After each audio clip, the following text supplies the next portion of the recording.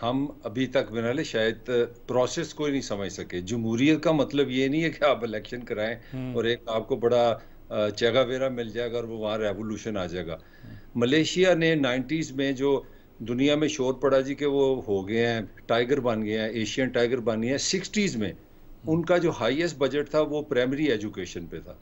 इसी हुँ, तरह नेहरू ने 64 में तो नेहरू मर गया था। हुँ, उसने आईटी का इंस्टीट्यूट अपनी जिंदगी में बना दिया था। आज इंडिया $100 बिलियन वहां से बना रहा है। तो अगर तो आप ये समझते हैं कि जमहूरियत से मुराद इलेक्शन है, तो फिर पाकिस्तान उसकी सबसे बड़ी फेलियर की एग्जांपल है। मसला क्या है? मसला है जमहूरियत का मतलब है एक प्रोसेस।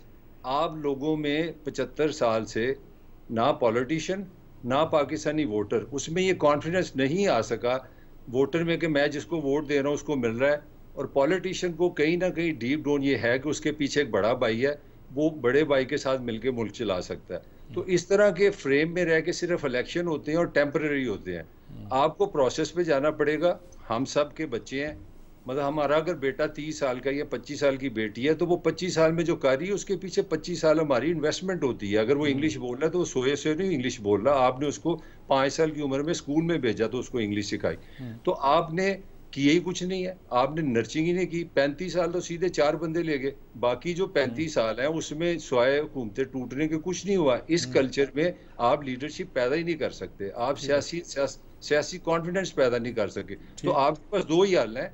बड़ा सिंपल सा हल है।